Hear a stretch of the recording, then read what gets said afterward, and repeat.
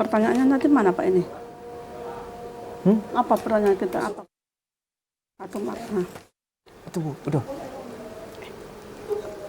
Salam Bapak, Ibu, Saudara, pemirsa dimanapun Anda berada. Selamat sore. Jumpa lagi dengan kami dalam acara Mimbar Agama Kristen dengan tema Yesus terangkat ke surga. Kita tahu momen kita bulan ini adalah kita baru saja merayakan hari kenaikan Isa Al-Masih atau kenaikan Tuhan Yesus Kristus. Semua kita sebagai anak Tuhan telah merayakannya. Dan momen pada saat ini kita akan membahas dalam acara mimbar kita Yesus terangkat ke surga. Namun Bapak Ibu Saudara pemirsa dimanapun Anda berada, sebelum kita memulai membahasnya, kita ambil waktu sejenak dulu untuk kita membaca firman Tuhan. Hari kita buka Alkitab kita yang diambil dari pertama ada 2 pembacaan firman Tuhan pada sore hari ini. Saya mengajak pemirsa untuk kita buka Alkitab sebagai dasar pegangan kita, dasar renungan untuk kita pada saat ini. Nah, yang pertama dari kitab Kisah Para Rasul dalam Perjanjian Baru ya. Kisah Para Rasul pasal 1 ayat yang ke-6 sampai ayat yang ke-11. Demikian firman Tuhan. Saya akan bacakan untuk kita semua. Kisah Para Rasul pasal 1 ayat 6 sampai ayat yang ke-11. Yesus terangkat ke surga, temanya yang ada di Alkitab. Maka bertanyalah mereka yang berkumpul di situ, Tuhan, maukah engkau pada masa ini memulihkan kerajaan bagi Israel? Ayat yang ke-7, jawabnya, engkau tidak perlu mengetahui masa dan waktu yang ditetapkan Bapa sendiri menurut kuasanya. Ayat yang ke-8, tetapi kamu akan menerima kuasa kalau Roh Kudus turun ke atas kamu, dan kamu akan menjadi saksiku di Yerusalem dan di seluruh Yudea dan Samaria dan sampai ke ujung bumi. Ayat yang ke-9, sesudah ia mengatakan demikian, terangkatlah ia disaksikan oleh mereka, dan awan menutupnya dari pandangan mereka. Ketika mereka sedang menatap ke langit, waktu ia naik itu, tiba-tiba berdirilah 2 orang yang berpakaian putih dekat mereka. Dan ayat yang ke-11, dan berkata kepada mereka, hai orang-orang Galilea, mengapakah kamu berdiri melihat ke langit? Yesus ini yang terangkat ke surga meninggalkan kamu akan datang kembali dengan cara yang sama seperti kamu melihat dia naik ke surga. Pembacaan nats firman Tuhan, pembacaan kita yang pertama. Dan yang kedua Bapak Ibu pemirsa, kita akan membuka Alkitab kita dalam kitab Yohanes pasal 14 ayat yang ke-6. Kita akan melihat apa isi firman Tuhan tersebut. Yohanes 14 ayat yang ke-6. Demikian firman Tuhan. Kata Yesus kepadanya, akulah jalan dan kebenaran dan hidup. Tidak ada seorang pun yang datang kepada Bapa kalau tidak melalui aku. Demikian pembacaan firman Tuhan. Pemirsa yang dikasihi Tuhan, kita boleh bersyukur kesempatan yang indah ini, kesempatan yang kita boleh syukuri atas segala berkat Tuhan di dalam kehidupan kita. Minggu kemarin kita sudah merayakan hari kenaikan Yesus Kristus ya Pak ya. Amin. Merupakan momen yang paling istimewa dalam kehidupan kita sebagai umat Tuhan, di mana kita telah ditebus. Dan dari mulai perayaan kita Jumat Agung ya Pak ya. Amin. Kenaikan, perayaan kenaikan dan kebangkitan dan kenaikan, dan pada saat ini kita merayakannya.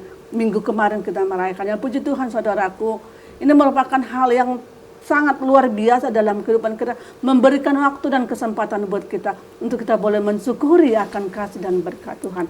Dan puji Tuhan, di tengah-tengah kita pada saat ini telah ada narasumber kita. Beliau adalah Bapak Pendeta Broli Dawolo. Selamat sore Pak. Selamat sore, salam. Ya, puji Tuhan. Masih tetap setia melayani Amin. Pak ya. Saya tahu apalagi sekarang Pak ini sudah diterima menjadi guru P3K guru. Tapi puji Tuhan di balik kesibukan yang Bapak terima, Bapak masih siap untuk melayani. Amin. Ya, biar kiranya Bapak semakin diberkati segala usaha dan pekerjaan boleh menjadi berkat. Puji dan pada Tuhan. saat ini apa yang mau Bapak bagikan kepada pemirsa boleh menjadi berkat ya Pak ya. Baik. Nah, seperti tema kita tadi saya jelas bilang tema Yesus terangkat ke surga. Dan momen yang sudah kita rayakan adalah momen kenaikan Yesus. Dan pada saat ini kita akan membahas apa makna kenaikan Tuhan Yesus ke surga. Mungkin dalam kehidupan kita lah dulu. Ada nanti ada 2 poin dalam kehidupan kita, apa maknanya ini. Dan dalam pelayanan kita mungkin sekeliling kita, di gereja kita, di mana kita. Apa maknanya sebenarnya ini Pak? Amin. Bapak Ibu yang dikasihi Tuhan, dimanapun berada saat ini, kita bersyukur bertemu dalam mimbar agama Kristen TVRI Jambi dalam sukacita dan damai sejahtera. Kita percaya bahwa pada hari Kamis kemarin kita sudah merayakan peristiwa Yesus terangkat ke surga. Kalau kita berbicara tentang makna dari Yesus terangkat ke surga, adalah rangkaian keselamatan yang dikerjakan oleh Mesianis dalam menyelamatkan dunia ini. Umatnya terutama Pak ya. Kita percaya bahwa Mesianis datang, lahir di tengah-tengah dunia ini, di mana Allah mengambil rupa manusia. Dan dia sudah bangkit dari antara orang mati. Dia sudah mengalahkan maut. Dia sudah mengalahkan kebinasaan.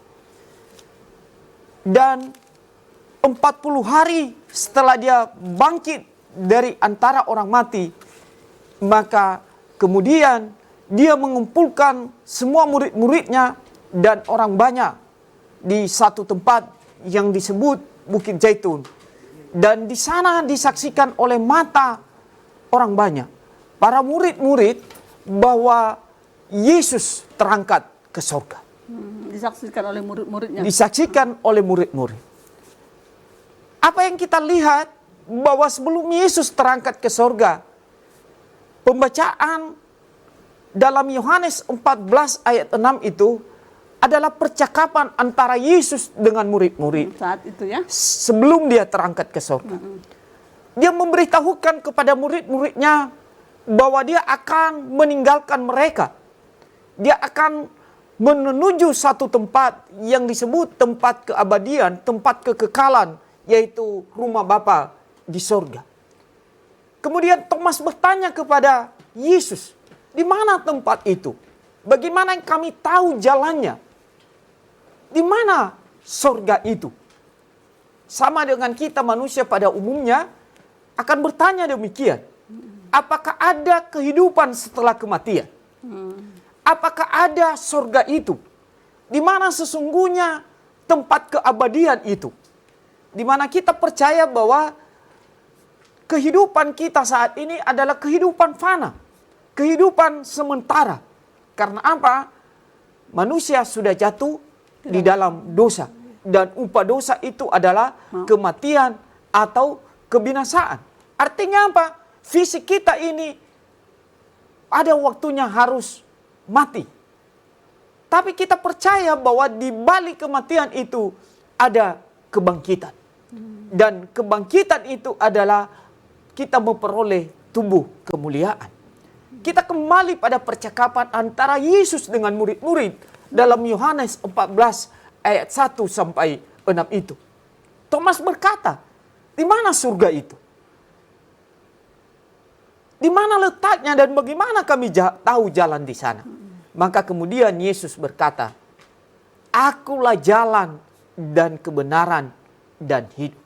Tidak ada seorang pun yang datang kepada Bapa kalau tidak melalui aku.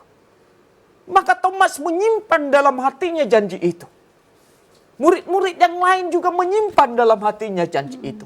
Kapan tergenapi di mana Yesus kembali ke surga? Dan kita tahu bahwa memang yang tahu surga itu adalah hanya pribadi yang datang dari surga dan kembali kepada surga. Maka kemudian peristiwa Yesus terangkat ke surga, yaitu pada hari ke-40 setelah kebangkitan itu, menjadi sesuatu yang menyempurnakan karya keselamatan Yesus Kristus datang di dunia ini. Tergenapi apa yang disangkatakan kepada murid-murid, bahwa dia kembali ke surga. Untuk apa dia kembali ke surga? Tidak lain adalah menjadi jalan perintis bagi kita, menjadi jalan bagi orang percaya untuk memperoleh keselamatan. Dan maka kita sebagai umat Kristiani saat ini menganggap bahwa Yesus terangkat ke surga adalah sebuah peristiwa yang harus kita imani, bahwa jalan keselamatan itu adalah milik setiap orang percaya. Oke, berhak semua Pak ya. Amin. Oke, nanti kita akan lanjut kembali setelah yang berikut ini.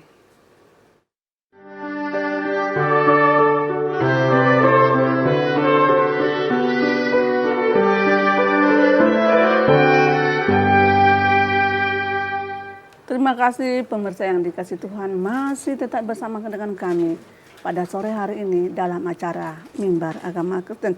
Tadi kita sudah mendengarkan pemaparan atau penjelasan yang diberikan oleh Bapak narasumber kita, yang diambil tadi dari pembacaan kita yang kedua, yaitu dari Yohanes 14 ayat 16. Di sana jelas dikatakan dan jelas dibagikan kepada kita sebagai berkat yang sangat luar biasa, bahwa kenaikan Tuhan Yesus ke surga untuk penggenapan janji Tuhan Yesus. Berarti sebelumnya sudah dijanjikan oleh Tuhan Yesus ya. Amin. Tibalah pada saat itu yang kita rayakan pada minggu kemarin. Ini loh yang telah kujanjikan kepadamu. Kalau aku sudah menggenapi janjiku. Seperti kira-kira seperti itu Pak ya. Tadi Bapak Suparta sempat menyinggung mengenai Thomas berkata, di mana surga itu? Nah ini mungkin seru. Kita mendengar sebagai umat Tuhan pernah mendengar bagaimana kisah kepercayaan Thomas yang disebut sebagai murid Tuhan Yesus. Ya. Kita boleh mungkin mengetahui bagaimana kisahnya. Baik. Kira-kira bagaimana ini kisahnya? Apakah setelah Yesus naik ke surga tadi dikatakan Yesus masih tetap bersahabat atau mungkin mengampuni Thomas sesuai dengan kisah yang pernah mungkin dijelaskan dalam firman Tuhan? Nah, pertanyaan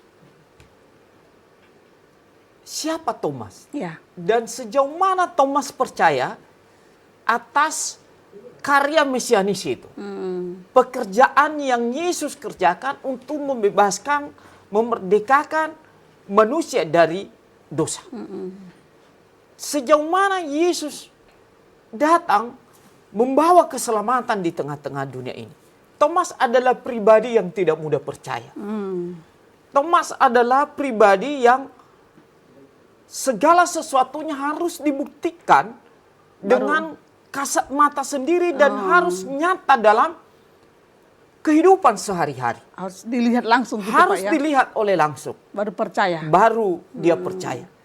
Sesungguhnya pertanyaan Thomas itu berkata, di mana jalan ke surga itu menandakan bahwa manusia tidak mungkin tahu jalan ke surga. Dan sampai saat ini tidak ada satu pribadi yang tahu di mana surga itu. Karena apa? Karena memang kita berada dalam kehidupan fana. Kita berada dalam kehidupan yang serba terbatas. Oleh karena itu dia bertanya kepada Yesus bahwa di mana tempat itu. Dan Yesus telah menggenapi janjinya ketika dia berkata, akulah jalan dan kebenaran dan hidup. Tidak ada seorang pun yang datang kepada Bapa kalau tidak melalui aku. Kalau aku ke surga adalah menyediakan tempat bagimu. Melalui Bapak tadi ya, Pak, melalui Tuhan. karya keselamatan itu sendiri. Maka kemudian ketika janji itu tergenapi, Thomas betul-betul menyerahkan diri sepenuhnya untuk melayani Tuhan. Untuk memberitakan Injil. Nah bagi kita Bapak Ibu yang dikasihi Tuhan, hidup kita di dunia ini sifatnya sementara. Ya. Tapi kita tahu bahwa Allah telah membuka jalan kehidupan yang baru. Yaitu melalui Yesus Kristus di mana dia naik ke surga. Artinya kita tahu bahwa kematian bukan akhir dari kehidupan. Kematian bukan suatu kebinasaan. Tetapi sudah diubahkan menjadi kematian adalah jalan kemenangan bagi kita semua orang percaya. Oleh karena itu kita masih hidup di tengah-tengah dunia ini, maka mari kita terus berjuang untuk selalu setia dan tekun bahwa Kristus telah memberikan contoh keteladanan bagi kita. Bahwa jalan kehidupan, jalan keabadian, Yesus telah anugerahkan dan menjadi perintis bagi kita sebagai orang percaya. Iya, oke, mengenai Thomas tadi, apakah dari segi janji Tuhan mengenai penggenapan dan digenapi ketika Tuhan Yesus naik ke surga, apakah Thomas sudah percaya, oh iya benar-benar ini adalah seorang Mesias, gitu Pak ya? Iya. Baru aku menyadari kalau Yesus adalah benar-benar Mesias. Amin. Karena saat penggenapannya, kenaikan Yesus sendiri ke surga. Ya Pak ya. Nah sekarang apa tadi secara umum kita boleh memahami apa yang Bapak bilang sesuai dari kitab Yohanes 14 ayat 6 tadi Pak ya. Nah sekarang apa maknanya itu sekarang dalam kehidupan kita, mungkin memberikan semangat dalam pertumbuhan iman kita mungkin, atau mungkin dalam semangat dalam kita melayani, mungkin apa makna yang sebenarnya yang harus kita lakukan atau yang kita terima, atau mungkin dalam kehidupan kita, atau mungkin kehidupan kita dalam melayani atau dalam pelayanan. Iman kita sebagai orang percaya setelah Yesus terangkat ke sorga, maka kita berkata, jika hidup kami ini sementara, jika hidup kita ini akan berakhir, tetapi ada kehidupan yang kekal, yang abadi, yang Tuhan sediakan bagi kita. Kita percaya bahwa Kristus telah memberikan janji bahwa Dia naik ke surga untuk menyediakan tempat bagi kita. Maka setiap perbuatan kita yang baik, ya, apa yang kita kerjakan di tengah-tengah dunia ini tidak akan sia-sia. Semuanya akan diperhitungkan sebagai sesuatu untuk kita memperoleh yang terbaik.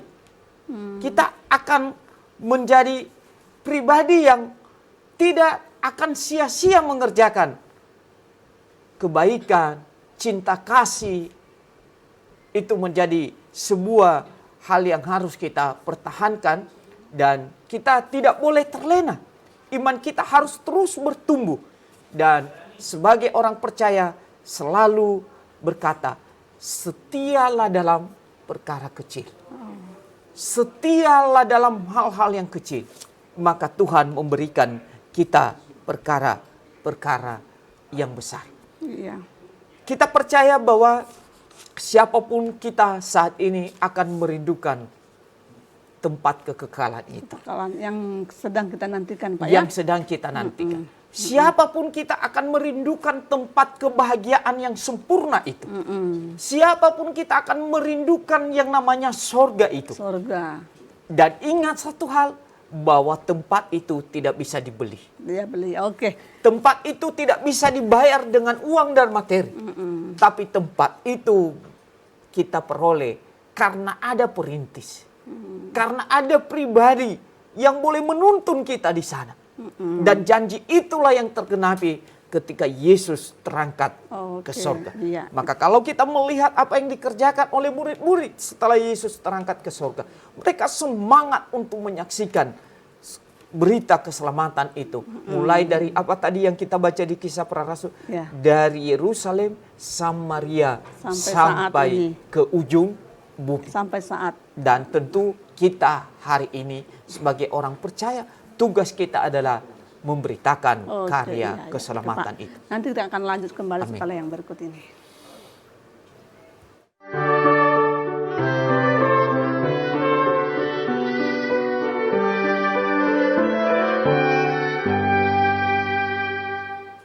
Terima kasih pemirsa yang setia masih tetap bersama kami dalam acara Mimbar Agama Kristen.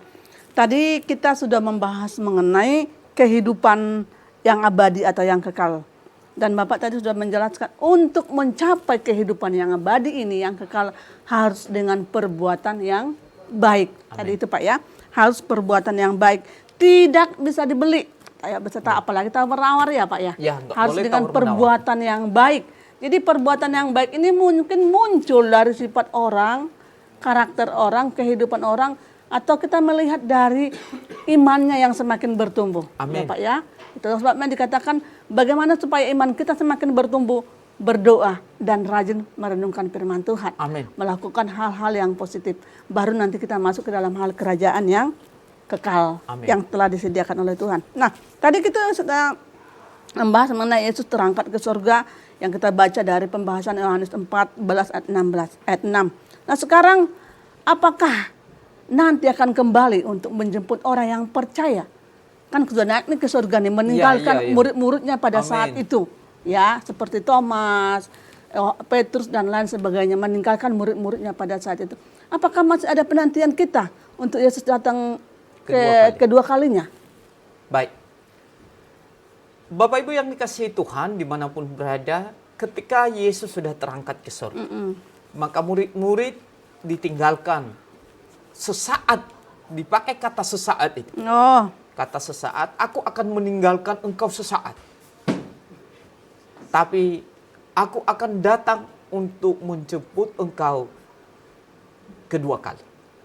Apa maksudnya di sana? Bahwa sebagai orang percaya kita diajak hidup dalam pengharapan. Jadi kehidupan kita di dunia ini saat ini sedang hidup dalam pengharapan. Apa pengharapan kita? Bahwa kita akan memperoleh karya, kita memperoleh keselamatan. Kita akan memperoleh kehidupan yang kekal melalui kedatangan Yesus yang kedua kali. Artinya kita akan memperoleh kehidupan yang abadi itu bersama dengan Yesus. Kalau Yesus saat ini sedang di sorga, kita tidak bisa mengartikan bahwa pribadi Yesus itu seperti pribadi yang terbatas. Kita tahu bahwa Allah itu tidak terbatas. Dan itu artinya menandakan bagi kita bahwa janji Yesus mengatakan bahwa aku pergi sesaat dan aku datang kembali menjemput engkau. Itu artinya bahwa kita sebagai orang percaya hidup dalam pengharapan, maka pada waktunya kita akan bersama-sama dengan Bapa di surga. Cuman pertanyaannya, kapan kedatangan Yesus yang kedua kali itu? Dikatakan dalam kitab Petrus, ya, pasal 3 itu dikatakan bahwa kedatangan Yesus kedua kali kita tidak tahu kapan dia datang. Tapi yang pasti kita sebagai orang percaya harus siap dalam ya. pengharapan itu. Artinya kita siap sedia. Dan sekali lagi saya katakan, kita setia sampai Akhir. Oke, apa kesimpulan? Nah, Sebagai kesimpulan yang singkat mungkin yang kita ambil dari mimbar kita pada sore hari ini. nah, ada beberapa hal yang kita bisa maknai dalam peristiwa Yesus terangkat ke surga. Yang pertama, Yesus naik ke surga untuk menyediakan tempat bagi kita orang percaya. Yang kedua, jangan ada keraguan bagi kita. Jangan ada semacam keraguan dalam perjalanan iman kita. Bahwa surga itu ada dan Tuhan sediakan bagi orang-orang yang percaya kepadanya. Dan yang ketiga, dengan Yesus naik ke surga kita percaya bahwa kehidupan kita tidak akan sia-sia. Kalau kemudian nanti Paulus katakan upamu besar di surga. Kan gitu. Segala sesuatu yang kamu lakukan tidak sia-sia, tapi upamu besar di surga. Itu menandakan apa? Bahwa apa yang kita kerjakan hari ini tidak hanya berbicara untuk hari esok. Apa yang kita lakukan hari ini tidak hanya berbicara untuk kebutuhan jasmani kita, tapi juga berbicara tentang harta sorgawi. Oke Pak, ya baik. Tadi kesimpulannya sangat luar biasa ya Pak ya. Menyediakan tempat bagi orang yang percaya, yang taat dan turut dalam aturan firman Tuhan. Ya, semoga kita masuk ke dalam kesana nanti. Ya, terima kasih Pak atas waktunya yang sudah memberikan waktu buat kita untuk memberikan berkat. Terima kasih pemirsa, sampai sini perjumpaan kita untuk sore hari ini. Kami mengucapkan salam, Tuhan Yesus memberkati.